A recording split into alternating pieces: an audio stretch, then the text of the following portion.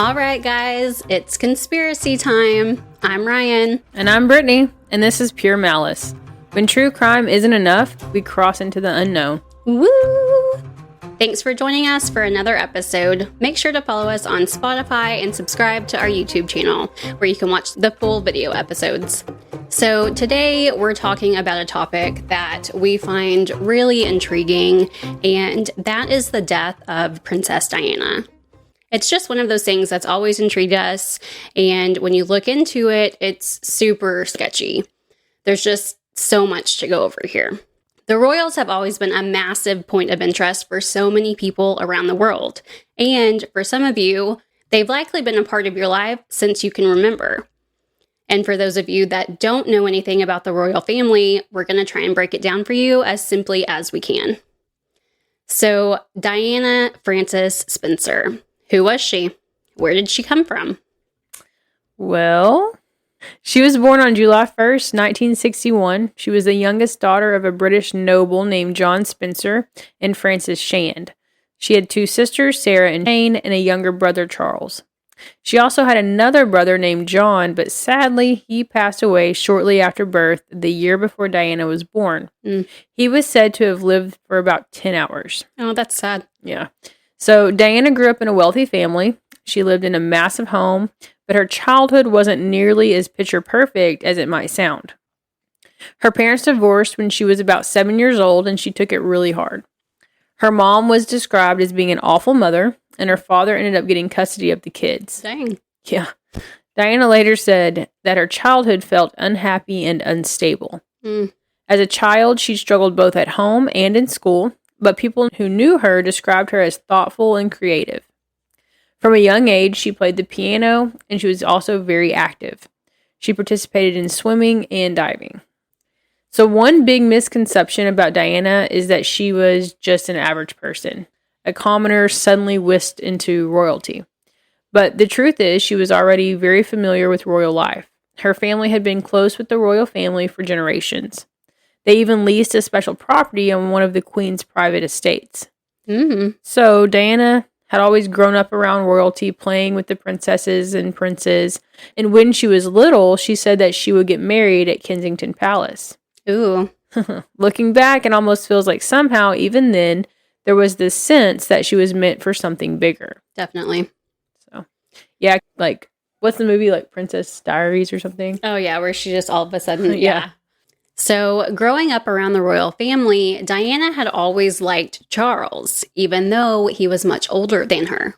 It started as an innocent childhood crush, but she always had it in the back of her head that one day she might grow up, marry Charles, and become a royal herself. Diana officially met Prince Charles whenever he was 29 and she was just 16. Dang, I didn't realize there was such a difference. Such a difference.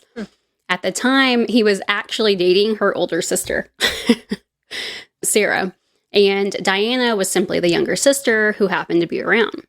But a year later, whenever she was 17 and finished school, Diana moved into a flat in London with 7 friends.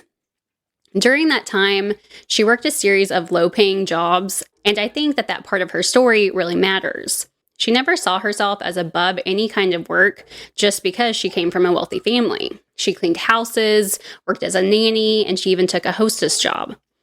And then, in the summer of 1980, Prince Charles started showing romantic interest in Diana. They began dating, and that's whenever the paparazzi obsession really kicked off. Once the media realized they were together, they followed her everywhere. From that moment on, Diana's life was never truly private again. The relationship moved incredibly fast, and if you didn't already know, when it comes to the royal family, marriage has historically been very controlled. Royals weren't exactly free to marry whoever they loved. Prince Charles was no exception. Love wasn't the only factor, and unfortunately, it often felt like it ranked pretty low on the list. There was an entire set of criteria that had to be met. The right look, the right poise, the right background, and ultimately, approval. At the time, Prince Charles was actually in love with someone else, and that someone else was Camilla. Yeah. As you can imagine, That created a lot of tension between Diana and Camilla, especially since Camilla was always around. But with mounting pressure on Charles to choose a partner, get married, and start producing heirs to the throne, he ultimately decided that Diana was a good fit. And so, in February of 1981, he proposed. And in true Princess Diana fashion, she didn't say yes to marrying Charles right away. It fits her. Yeah. So she took time to think about it because she had grown up around royalty and she understood exactly what came with joining that world. Eventually, she did agree. And as we all know, she wasn't just agreeing to marry Prince Charles, she was stepping into an enormous role, one that could eventually lead to her becoming queen. So, yeah, I don't know. And then you think about like the new stuff happening with Prince Harry and his wife, Meghan, and that's all been drama and such drama. I guess now he's like not even in the royal family. I don't really know. I don't keep up with it like I should. I get really interested at times and I start like rabbit holing and then I forget about it for a while because I have like my own life and don't care about what queens and kings and books and things. What the life of royalty is. I'm just trying to make it, you know? And then, so I don't know, it's just kind of weird to see all this. And then it's like, did Meghan fit the criteria? Or did they just not care about Harry as much because he wasn't really the heir to the throne? Well, there's an intriguing something we're going to come into about Harry here. But then Kate, like, she fits the mold. And 100%. She's like perfect, which I'm sure there's secrets, right? But yeah. I don't know. Who knows? I've read about some of the secrets, and I don't know if they're true, so I won't even repeat them. But yeah. Anyway, so allegedly for all of it. Yeah. So, anyways, but then it also makes it seem like Charles didn't really love Diana from the get-go. We'll see. Camilla apparently is a sloppy bitch, but I don't really know. But I also feel bad for her because they'd be watching her eat ice cream, and they're like, "Look at the queen; she can't even eat ice cream properly." And I'm like, "Can you eat ice cream properly?" Like in a windy city, like her hair's blowing through her face, and like she looks sloppy when she's in a 50 mile per hour winds. What do you expect? I don't know. So, anyways, there's always been a lot of debate when it comes to Charles and Diana. Was there ever really love between them? Some people believe that Diana truly loved Charles and that Charles truly loved Diana, but many others feel that their relationship and their love seemed very forced. That Charles was never fully invested in Diana. And when it comes to Diana, that's where things get even murkier. How deeply in love was she with Charles? Was it truly him she loved, or was it the idea of royalty, the fairy tale, the title? So that brings us to an interview clip that's incredibly telling about where the relationship really stood at the time. And I suppose in love. Of course. Whatever in love means. Well, it obviously put your own interpretation. Obviously means two very happy people. Yes. So if you couldn't quite hear what he said was, yes, of course I'm in love with her, whatever love means. Diana later claimed that this wasn't the first time he had said something like that. She shared that he had used those same words with her privately before. And when you watch that clip, knowing he already had a mistress, everything suddenly clicks. Mm-hmm. That's why he phrases it the way he does. He doesn't want Camilla to think he's in love with Diana. Yep. When you marry, in my position, you're going to marry somebody who perhaps one day is going to become queen. And you've got to choose somebody very carefully, I think, who could fulfill this particular role. Because people like you, perhaps, would expect quite a lot from somebody like that. And it's got to be somebody pretty special. He's living that secret life. Sure is. He's living the single married life, or the married single life, however you want to put it. Married single life, yeah. Yeah. That's why I tell my husband, if you don't act right, you're going to be living the married single life because I ain't getting a divorce. You stop. I told him that. I believe privately you. And now publicly. So, whatever, man. Anyways, so, you know, there's that picture of Princess Diana that's, I can't remember where they are. It's some other country. But it's like the famous picture, like the lonely princess. Aw. Have you ever seen that picture? Probably, but I don't know exactly what you're talking about. It's just her sitting there. And basically, Prince Charles was supposed to go with her on this trip. And he didn't. And he didn't show up. And so she was just, she never threw a fit. She continued through the whole thing like they were supposed to do together. Mm. And then there was a picture where she had just sat down and was kind of looking out. And they took her picture and they named it the Lonely Princess. Mm. Well, that's a topic that we're going to get into pretty quickly, too, is how lonely she always was.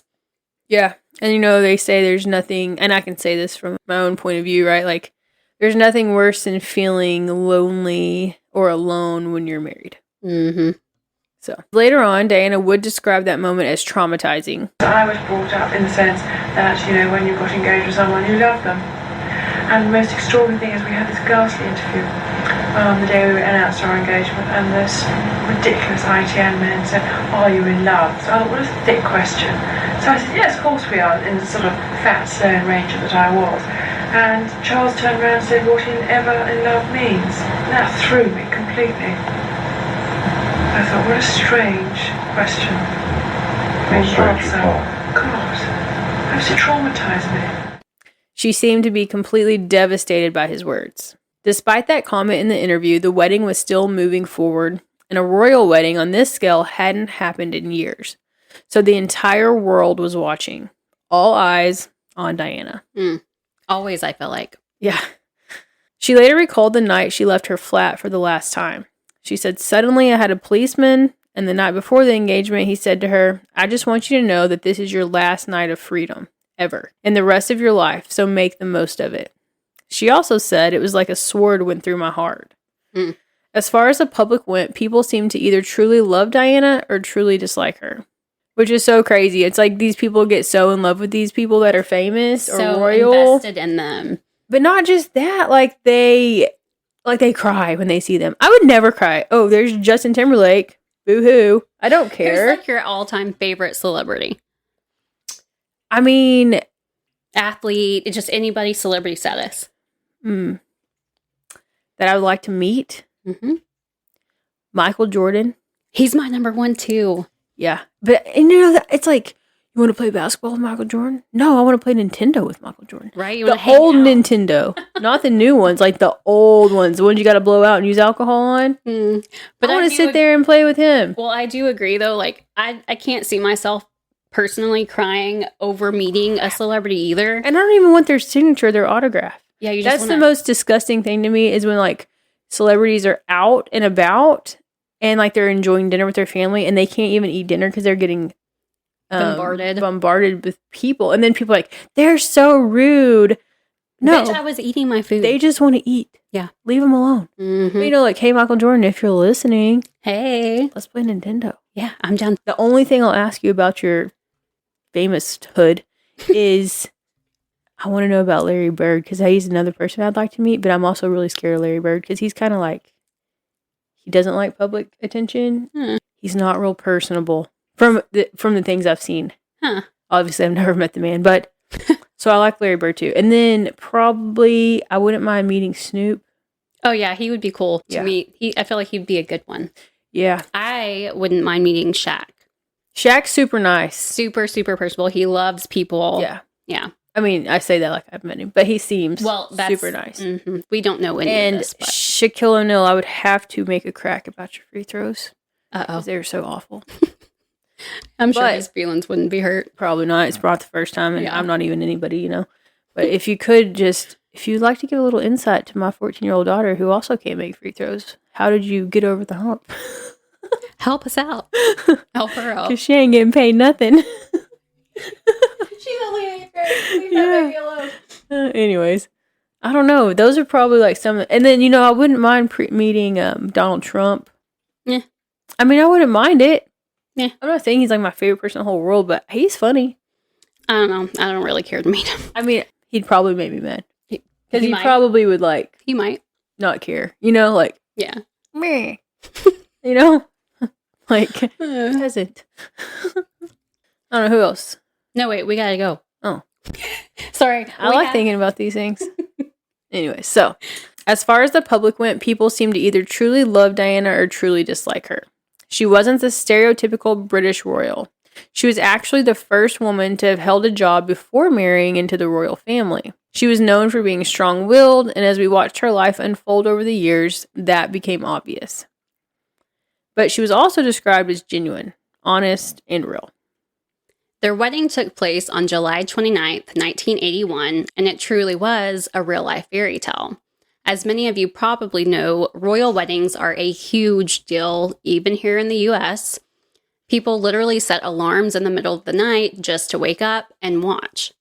Before this, the most watched television event in history had been the moon landing, but Prince Charles and Princess Diana's wedding claimed the crown, drawing in over 100 million more views than landing on the moon, for a total of more than 750 million people around the world watching their wedding. I thought that was crazy. Yeah. You know, I could never be married to a politician, royalty, nothing. Just because of that? My Like mouth. constantly? My mouth. Oh, yeah. Okay, yeah. My mouth, my temper, the strong-willed Yeah, strong-willed. independence. Very self-assured, maybe? Yeah, like, I don't need you. Yeah. Something gonna kill me? Okay. Let them All try. right, go ahead and try. That's what I was. I'm still strapped. That's right, she is, guys. I don't know. It's just I wouldn't make it. It would be a lot. It would be a lot. I would be in lots of consults. What? You know, like with whoever it is that preps them for all that. Oh, Brittany, you get a whole day. You get a whole week of this. Whatever, before they train our you for a 30-minute couple event. months, man. They'd have to train me forever, and it'd all go out the window as soon as I started feeling my temperature rise. Lord. You know, my cheeks get red. And that's about right, too, is it would be hard to bite your tongue. Not just you, but I feel like in general, it would be hard to bite my tongue. I can't do it. Yeah. I mean, it I would be can. tricky. I can. Like, as I've gotten older, it's like, is it worth it? Yeah. Probably not. You know, most things probably not. But then there's sometimes that there's this urge that it has to be said, and it has to be said now because every bit of it I believe and I can justify. There's no stopping it. Yeah. And I mean, that's what I'm saying is that, especially with as much attention as you would get with being in a position like that. Listen, we'd I have a feel like lot it of views. It would. My Good social views. media workers would be like on fire. They'd be like, let her go. Right. That's true, too. Oh, Lord. I get canceled at least twice a year. Cancel But you'd culture. always come back. Oh, yeah. They wouldn't be able to stop watching. Girl, I'd be fired. Mm-hmm. And one thing became very clear that day. Diana was going to do things her way. Even in the vows, she made a statement. She had the word obey completely removed. Small change, big message. I don't know, but on the Christian side, the obey doesn't really, it's not the same. I mean, it's the same meaning, but it's not the same meaning. Well, for her, personally, Yeah. big meaning, you know? She was like, no. This was huge. People believed Diana might be the beginning of a new era for the royals. From the start, it was clear she was going to be a different kind of princess. And almost immediately, the royal family seemed concerned about what that might mean for them. As Princess of Wales, Diana became the third highest ranking woman in the royal family after Queen Elizabeth and the Queen Mother. And at just 20 years old, she suddenly wielded tremendous power and influence. But the royals weren't always thrilled with how she used it. They grew frustrated because Diana came in and, without even trying, stole the spotlight. She became the main character, the star. So how's that any different from Meghan? Well, it's not, but Diana was the first to do it, you know, like the original. Yeah, Maybe that's why it was different. maybe. When she and Charles appeared in public together, people barely noticed him. They screamed for Diana by name. The paparazzi followed her. She was who everyone wanted to see. Before long, she was being called the People's Princess because she felt so relatable. She showed up for people, she stepped into crowds, she connected, and that only continued to grow over the years. And almost as soon as they were officially married, the pressure began to produce an heir. Diana gave birth to Prince William in 1982 and then Prince Harry in 1984. And when it came to being a mom, she was unlike any royal who came before her. For starters, she chose her sons' names, which, believed it or not, usually is not something that royals do. She hired her own nanny because she didn't like the one that was chosen by the royal family, and even after that, she barely used her nanny because she spent most of her time raising her boys herself. She dressed them, she bathed them, took them to the park, and did other activities with them. She even took them to school herself, which, for royals, is practically unheard of. She planned her entire schedule around her son's schedules, and that alone set her apart. People really seemed to love that about her. She felt relatable, human, normal. I think it made it easier for other moms to connect with her because she wasn't just a princess, she was a mom doing mom things. And all of this really seemed to irritate a lot of people within the royal family, and also the people who worked for the crown. And this is something many of us don't realize. The royal family operates as a firm or an institution, blending a private family with a public state-serving entity. It's structured as a hierarchy, with the monarch at the top supported by working royal to undertake public duties, and a vast professional staff or the institution that manages their day-to-day communications and reputations. So, there are the royals themselves, and then there's an entire establishment around them. The institution wanted Diana to shrink herself. They wanted her personality turned down. They wanted her to be less visible, less relatable, less human, and more royal. But Diana did the opposite. So she leaned into who she was. She began forging her own path in charity work, and she did some truly incredible things.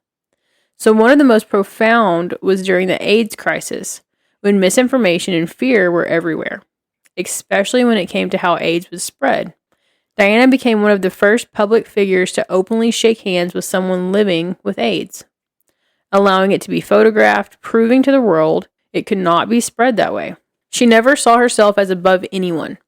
She spent time with the sick, the dying, the poor. She advocated for people struggling with mental illness, and she believed in showing up in real, practical love. And as the years went on, the public only loved her more and more. But that growing popularity created even more tension between Diana and the crown. Despite how adored she was, Diana was relentlessly scrutinized by the media over the years. Negative stories began piling up, and the royal family never stepped in to defend her and denounce the stories. Who knows? I don't know, it's so political. It's very political. So there was no protection for Diana at all. The attention became overwhelming and isolating, and she was expected to stay in, ask permission to go anywhere, and follow endless protocols. See, and that right there is enough for me. Like, I'm not asking your permission to go somewhere. Heck no. And it was suffocating, and during this time, Diana was really struggling with what it meant to be a royal. She constantly felt like she wasn't meeting expectations. She also sensed a quiet, passive resistance from the institution, and that they didn't want her to truly hold power. Her mental health began to suffer deeply, and she became extremely depressed. Diana later spoke openly about self-harm and emotional breakdowns, including a moment when she threw herself down the stairs while pregnant, hoping that someone would finally see how much pain she was in. The royal family wanted perfection. They did not want it to look like they had emotional issues. So Diana's emotional vulnerability was a real person. Yeah, was a problem for them. And she showed that to people, you know? Yeah. And they especially didn't like that Diana spoke publicly about her mental health. She developed bulimia from the pressure of royal life. Diana herself said that it began after Prince Charles grabbed her waist right after they got married and said, "Getting a bit chubby there." After having children, I know, like what? What an idiot. I'm like, what a jerk. We can't all be sticks. Ugh. Anyways, after having her children, she also struggled with postpartum depression and admitted she had thoughts of taking her own life. She became the first member of the royal family to ever speak about these things openly. And then things got even worse. Diana discovered that Charles had reconnected with Camilla. Whether the relationship ever truly stopped is hard to say. But whatever the case, it was back on. And Diana was devastated. When she confronted Charles about the affair, he reportedly told her, "I refuse to be the only Prince of Wales who never had a mistress." And in that moment, the fairy tale finally shattered. Gosh, I would hate for you to miss out. Yeah. Well, it's just because they're so, like, that isn't even about tradition. That's just him making an excuse, being entitled. Absolutely. To do something that's so terrible and wrong to another human being. It was just a way for him to justify his own actions. I mean, period. He's probably a huge narcissist. I can imagine that so many of them are. Yeah. You know? And that's well, they have true entitlement. Yeah. 100%. Not just a sense of entitlement. They have true entitlement. They do. But I don't know. Yeah. Who knows? It seemed like Charles could upset Diana with just a few words. Over and over again, he broke her heart by never giving her the love and the devotion that she truly wanted. She wanted a husband who was present. Instead, she often felt completely alone. Yeah, and he knew he had that power over her, like, Mm-hmm. like beat her down emotionally. Well, yeah, just messing with her mental constantly. Yeah.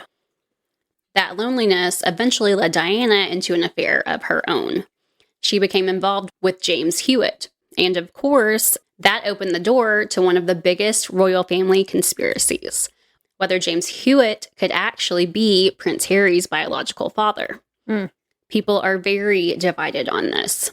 Some are absolutely convinced because of their physical resemblance. I mean, they literally look just alike. Others believe that Harry just coincidentally has red hair. Allegedly, Diana and Hewitt began seeing each other about 18 months before Harry was born, and they reportedly continued their relationship during that period. So yes, technically, it's possible. But nothing has ever been confirmed. Imagine if Prince Harry really was not part of the royal bloodline. Makes you think. I mean, why don't they just figure it out? Well, that's the thing. Do a paternity test, right? They don't want to. Mm-hmm. That would be a huge scandal for the royal family, and they're not about that. Yeah. So the clearest thing in this whole thing was that Charles and Diana's marriage was, in fact, falling apart. They both seemed happier apart than when they were together.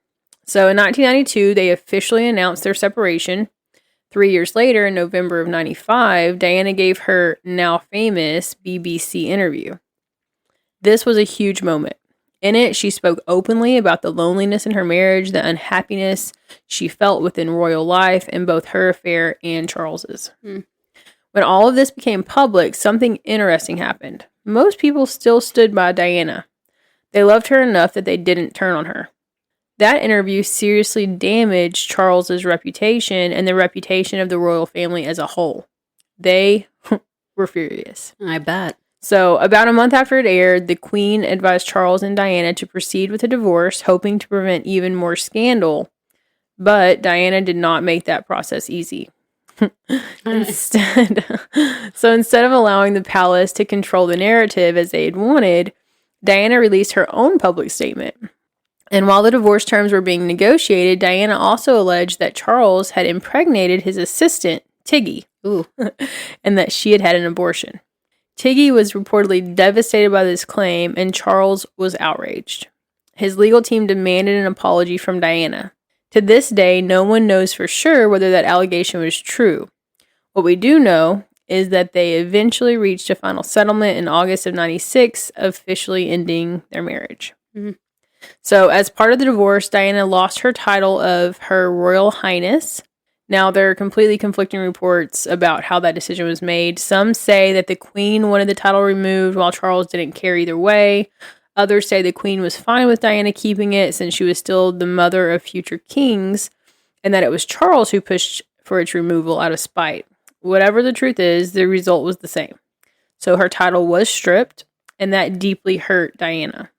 The day it happened, Diana was lying in bed crying all day, worried that people wouldn't take her seriously anymore. Well, not just that. I'm sure for her it was like, I had to endure all of this. Like, the least you could do is let me keep the title, you know? Mm-hmm. But eventually Diana moved on. Charles, on the other hand, went back to Camilla, which is a whole other story. And while it's honestly very intriguing, and we could definitely go down that rabbit hole, we don't have time today. So Charles and Camilla are still together now, though the Queen for a long time never fully embraced her due to the cheating scandal. I actually think it's fair to say that she flat out just didn't like her. Definitely not. Until many years later. Well, I mean, obviously she didn't want him to choose her in the first place, so yeah, I'm sure that all had something to do with it too, but who knows.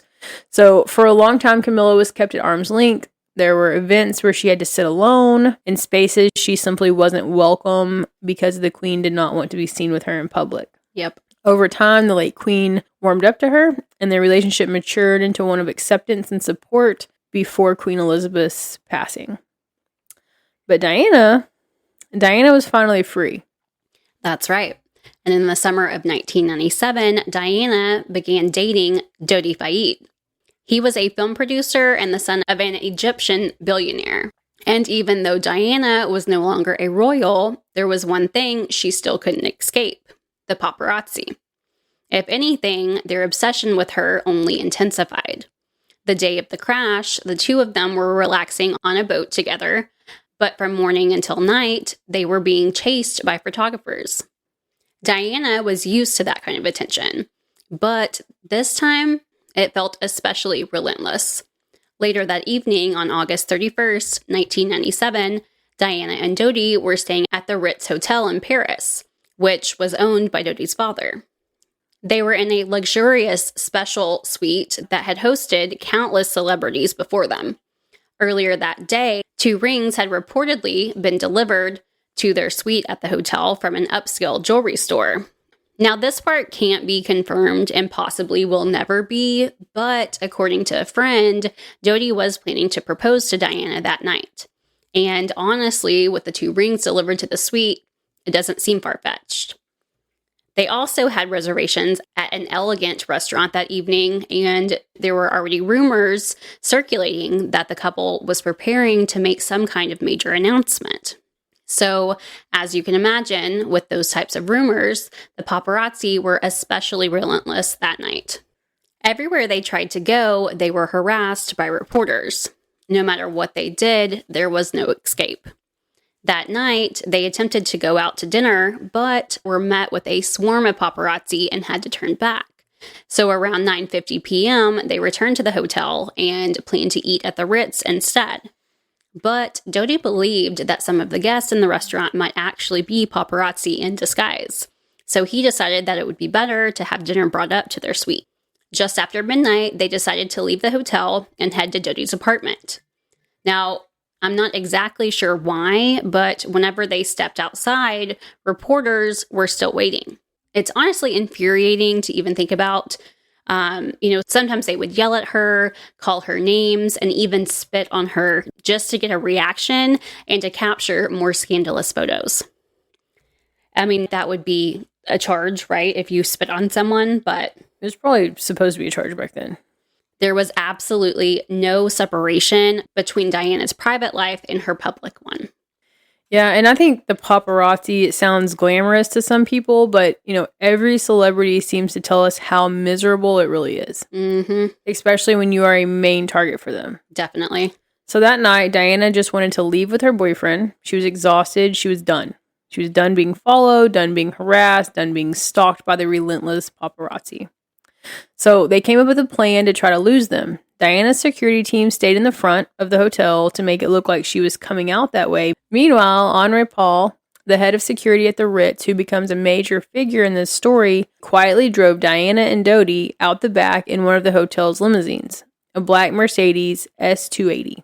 One of Diana's bodyguards, Trevor Reese-Jones, refused to let her leave without protection, so he went with them, sitting in the front passenger seat. Diana and Dodi got into the back of the car with Henri Paul driving. They left shortly after midnight, but unfortunately, they weren't unnoticed. So some paparazzi had discovered their actual location, went around to the back, and followed them. About 5 minutes into the drive, as Henri Paul entered the Point de la Alma tunnel. Yeah, I'm not sure how to say it. I'm too country to say it. He lost control of the car and crashed into the 13th pillar. Ooh, 13. Mm-hmm. The 13th pillar. The crash was deafening. Witnesses say it could be heard from outside of the tunnel. It was a devastating wreck, and the Mercedes was completely demolished. Here's a picture of it for you. I mean, look at it. It doesn't even look like somebody could walk out of that. And it not definitely, survivable. Yeah, it does not look survivable. And for the most part, it wasn't. So Trevor Reese-Jones, her bodyguard, was the only one who survived. He was wearing a seatbelt, something most bodyguards didn't do at the time. And that choice ultimately saved his life. No one else in the car was wearing seatbelts, and no one else survived. Dodi was thrown from the limo and landed about 20 yards away, and Henri Paul likely died instantly at the scene. An off-duty emergency physician, Dr. Frederick Malice, who was driving through the tunnel going the opposite direction, came across the wreck just a minute after it happened, and he placed the first call to emergency services. He said at that time Diana was still alive, calling out for Dodi, and while all of this was happening, the paparazzi who had chased them into the tunnel did absolutely nothing to help. Wow. They were just taking pictures. But you see that all the time now. Because everybody's the paparazzi now. That is so crazy, though. Literally, you see someone dying in front of you and you do nothing. They don't even care. They're just taking pictures of it. Mm-hmm. According to the doctor, some photographers were only centimeters from her face, snapping photos as Diana reportedly cried, "Oh my God, leave me alone, leave me alone." Which is absolutely heartbreaking to think about. So the wreckage was so severe that rescuers had to cut Diana out of the car with a chainsaw. And FYI, so the emergency response in France at the time, and to some extent even today, is very different from what we're used to in the U.S. Here, the priority is to get the patients into an ambulance and then to a hospital as quickly as possible. In France, the focus is on bringing the hospital to the patient, meaning specialized emergency doctors arrive on site to stabilize patients before transport, with the idea that immediate critical care can improve outcomes for trauma victims. What's your thought on that? Well, it's dumb. Yeah. I mean, that's what our paramedics here are trained to stabilize critical care victims And to be sent to the as hospital. they transport them. Right. Yes.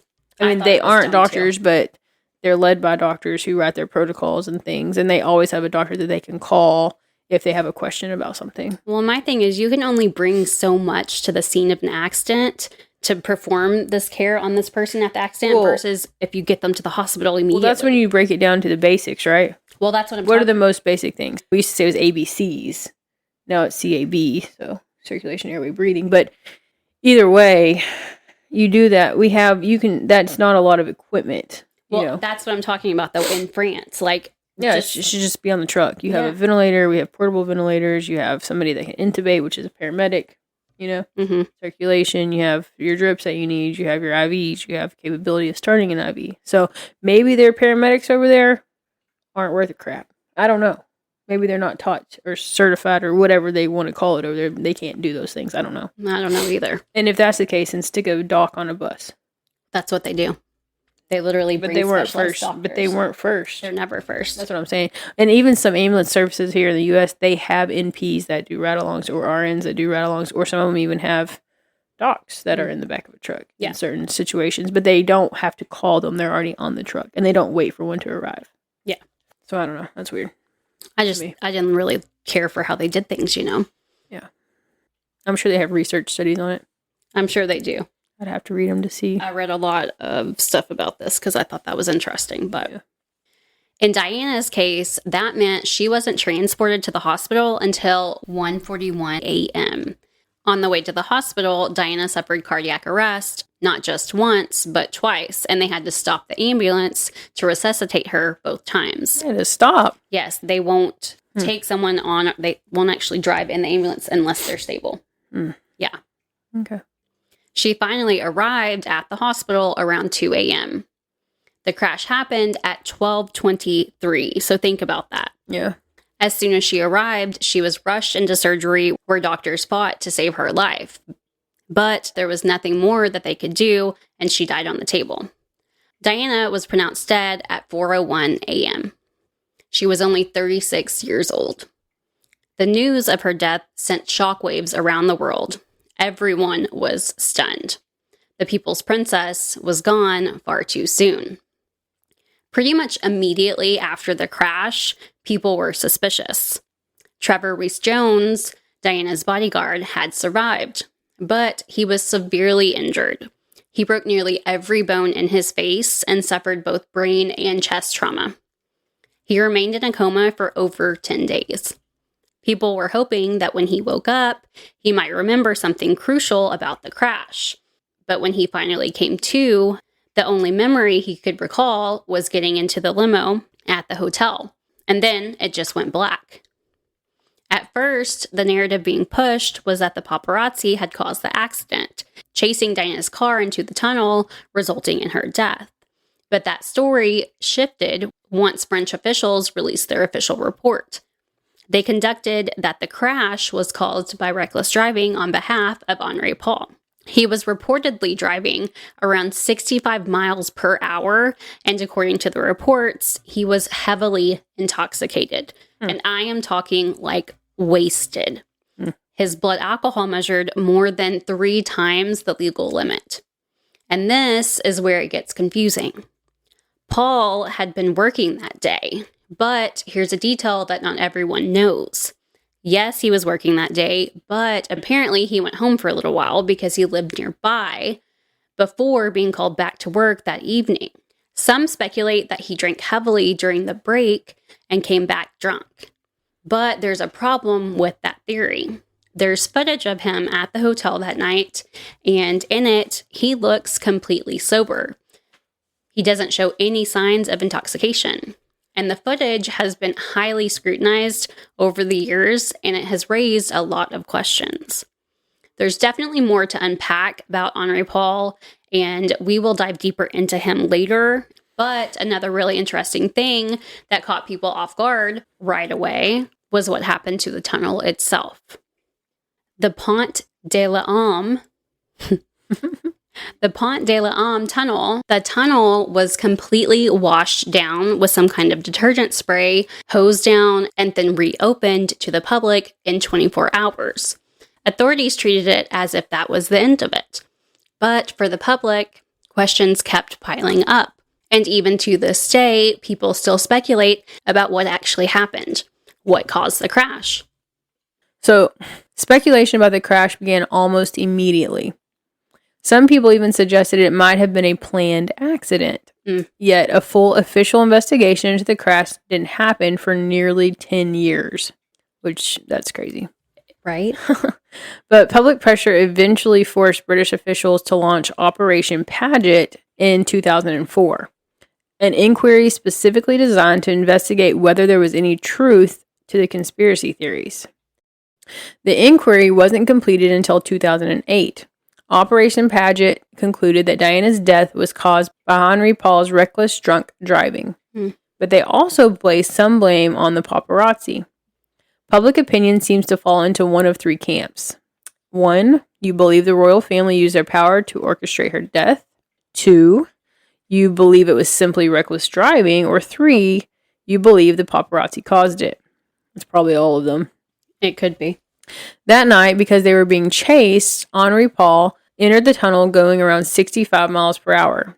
Some argue he may have been going even faster. And as we went through and researched the paparazzi practices, it suggests that this type of high-speed pursuit is disturbingly normal. And they took place pretty regularly. Authorities eventually investigated 9 photographers and 1 motorcycle driver for involuntary homicide and for failing to aid the victims. Good. Instead of helping, they were standing around taking pictures. Some even speculated that they might have deliberately created dangerous conditions to get more dramatic photos. To make things even stranger, 3 eyewitnesses reported seeing a bright flash in the tunnel, much more intense than a normal camera flash, and some argue that it could have momentarily blinded Henri Paul as he was driving into the tunnel. During the British inquest, 2 additional witnesses came forward with the same story about the bright flash in the tunnel, but British authorities were never able to determine what actually caused it. They couldn't figure out how it wouldn't have affected everyone else in the tunnel, so ultimately, they concluded that it likely never happened. Then there's another strange element. So right before the crash, it's said that a white Fiat Uno hit the back of Diana and Dodi's limo, pushing it into the pillar. Eyewitnesses reported seeing the Fiat speed away immediately afterward. As the current owner of a Fiat, I can't imagine that a Fiat would hit anything and continue to speed away. And keep going. She's not wrong. But anyways, so one couple even said that they were nearly hit by it as it swerved around them. French investigators found white paint on the limo's side view mirror and bumper, as well as pieces of plastic in the wreckage that matched a Fiat. Ooh. They spent 2 years searching for this mysterious car, but never identified it or the driver. There are a few suspects, though. So one is a taxi driver named Lee Van, who was 22 at the time and owned a white Fiat Uno.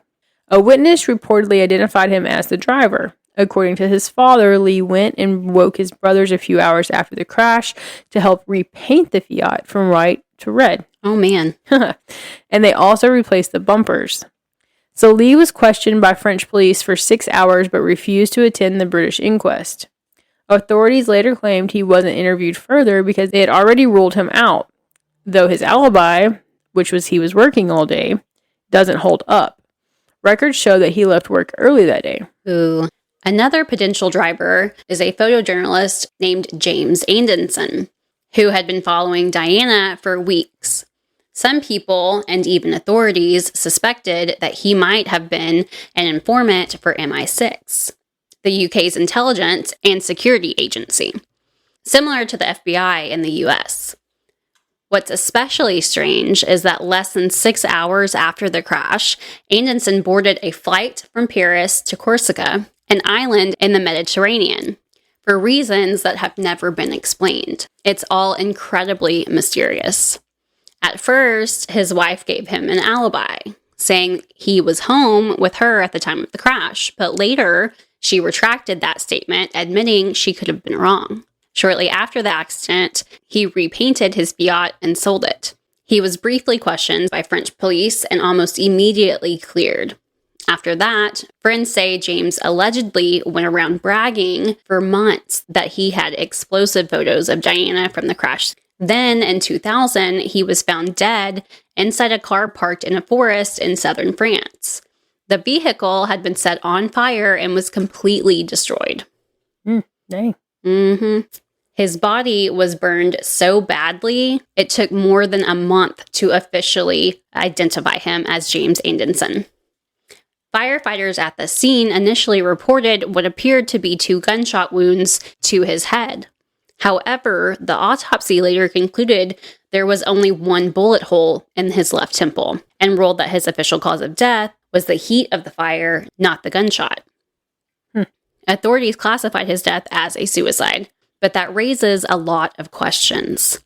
Why would someone choose to end their life by setting themselves on fire? And his body was so severely burned that parts of it were separated throughout the car. Ugh. That's not exactly a method most people would choose. And for many, this only added another layer of mystery to an already unsettling story. Well, I can't imagine you would shoot yourself in the head and then be able to set the car on fire. Definitely not. Especially right to the temple. Yeah. Yeah. And they might have said 2 gunshot wounds because it may have been an entrance and an exit wound that they saw. Maybe. At this point, the only survivor of the crash was Trevor, Diana's bodyguard.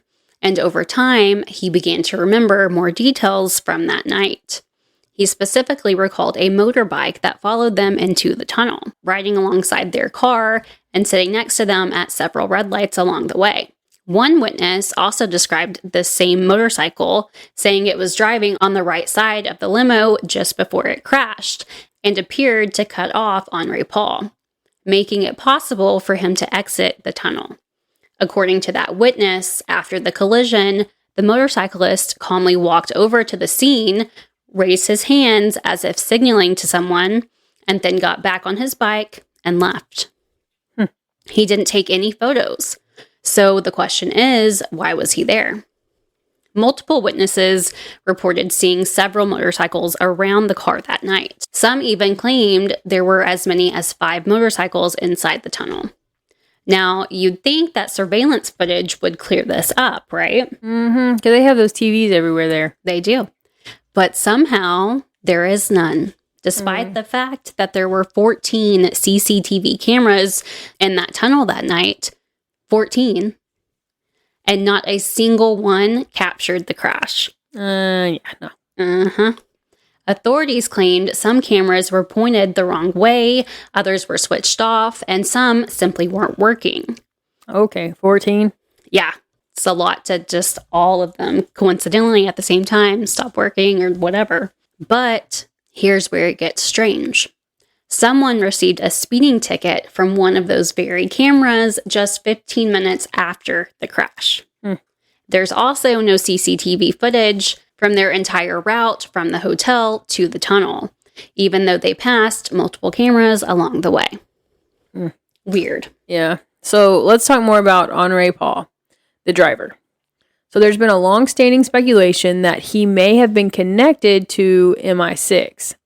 He was head of security at the Ritz, which means he had access to sensitive information, and some believe he acted as an informant. So that's led many to question whether he was recruited or pressured into playing a role that night. It gets even stranger. In the months before his death, unexplained deposits totaling around 43,000 pounds, which is roughly $60,000, appeared in his bank account. His salary at the hotel was only about 21,000 pounds a year. After he died, investigators discovered that he had over 171,000 pounds in total. His parents tried to explain it away as tips and savings, but direct deposits don't exactly scream gratuities. Right. So then there's the route that he took. So Henry didn't drive the usual way to Doty's apartment. Reports say the normal road was blocked, so he diverted and went through the tunnel instead. Ooh. Toxicology reports later showed Henri had a very high blood alcohol level, along with prescription medications, including Prozac and Tiopride, which is a tranquilizer often used in alcohol withdrawal. So experts say that combination could seriously impair reaction time and vision, but his family insists he was not a heavy drinker. And 2 of Doty's bodyguards who saw him earlier that night said he'd only had 2 drinks. Just for the record, it's always 2. Why? They're just drunker than shit. And it's like, how many did you drink tonight? 2. Every time. So to reach the levels found in his blood, he would have needed 8 or 9 drinks at least, possibly more, especially since he had eaten. And yet surveillance footage from the hotel shows Henry walking normally, appearing calm and coordinated. Trevor also said Henri did not seem impaired at all, and that if he had appeared drunk, there's no way Trevor would have allowed Diana to get into the car with him. Even more puzzling, Henri's blood showed extremely high levels of carbon monoxide, so high that he would have been unconscious. Weird. So, since he died on impact, he could not have inhaled smoke from the crash. This has fueled speculation that his blood samples may have been switched with someone else's. Then there's the car itself. So the Mercedes had originally been stolen before being purchased by a rental company. The investigators later discovered it was missing a microchip that controlled critical systems like acceleration, braking, steering, and navigation. Some believe that chip may have been replaced, possibly allowing the car to be remotely interfered with. Mercedes even offered to examine the vehicle, but the French authorities declined. Why? I don't know. So another major issue is how long it took to get Diana to the hospital. She wasn't into surgery until about an hour and 40 minutes after the crash. The ambulance reportedly traveled at only 25 to 30 miles per hour, and she wasn't taken to the closest hospital. It even stopped along the way once when the hospital was reportedly already in sight. So some believe that these delays reduced her chances of survival. Others go further, questioning whether they were intentional. After Diana passed, instead of being placed in a proper morgue, her body was kept in a temporary room with dry ice and an air conditioning unit, which wasn't enough to properly preserve her. She was embalmed before a full autopsy could be completed, and paperwork required by French law was reportedly filed afterwards. That's a little strange. Very. So the hospital staff later said they felt pressured to move quickly so her body could be presented to the royal family. Yeah. When you stack all of this together, the unanswered questions, the missing footage, the unexplained money, the mysterious motorcycles, the delayed medical response, it's very easy to see why so many people might believe that Princess Diana may not have died in a simple accident. Yeah. If it wasn't an accident, then the question becomes, who would want her gone and why? Yep.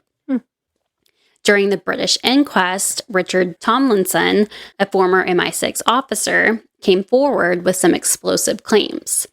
He revealed that MI6 had been monitoring Diana and that they allegedly had a secret informant working near that tunnel in Paris. Tomlinson said he personally believed Henri Paul may have been that informant, which, if true, would suddenly make a lot of pieces fall into place. He also claimed that back in 1992, he had been shown plans for an almost identical operation, an assassination plot targeting a Serbian leader. According to him, that plan involved using a bright flash inside a tunnel to blind the driver and cause a fatal car crash. Tomlinson went on to say that using intense light to disorient drivers is a known intelligence tactic. And Diana wasn't exactly making friends in powerful places. One of her biggest missions before she died was campaigning to clear landmines around the world. She was deeply involved in this cause and had just visited affected regions, bringing massive global attention to the issue. She was killed only months before that treaty aimed to prohibit the production, stockpiling, and transfer of landmines, something many governments, including officials in the UK, strongly opposed. Some British lawmakers even began referring to Diana as a loose cannon. At the same time, she was reportedly in talks with Prime Minister Tony Blair about taking on a special government-backed role that would have given her an even larger platform for her humanitarian work. With stakes that high, it makes people wonder, was she becoming too influential? It's also been revealed that Diana had been on the radar of U.S. intelligence. Documents later showed she had been monitored by the NSA with over 1,000 pages of classified files tied to her name. The NSA denies targeting her directly, yet they've refused to release those records. Of course, the most talked about theory is that the royal family themselves were involved. Some believe it stemmed from years of conflict, Diana's popularity, the affair, or even speculation surrounding Prince Harry's paternity. I'm not saying that's fact, but these theories exist for a reason. Yeah.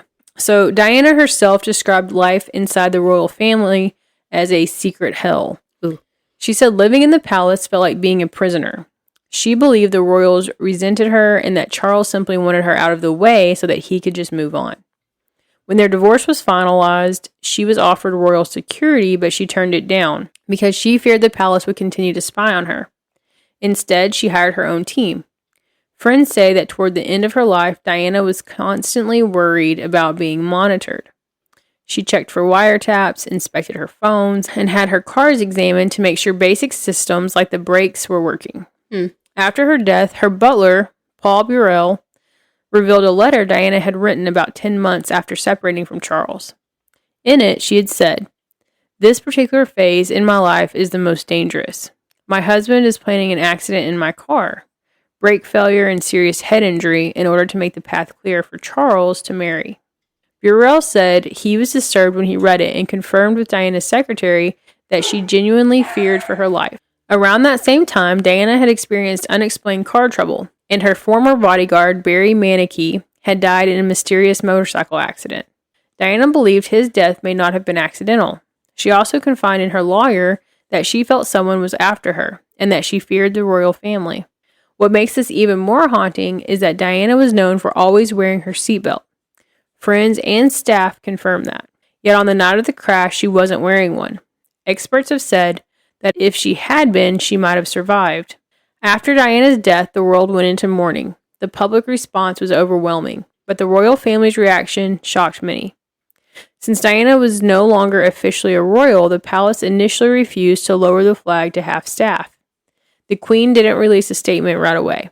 Only after massive public backlash did they respond. The flag wasn't lowered until a week later, and the Queen's statement came just one day before the funeral. There were also rumors that Diana and Dodi were about to announce something big, possibly an engagement or even a pregnancy. Because her body was embalmed so quickly, no pregnancy test was ever performed, so we will never know.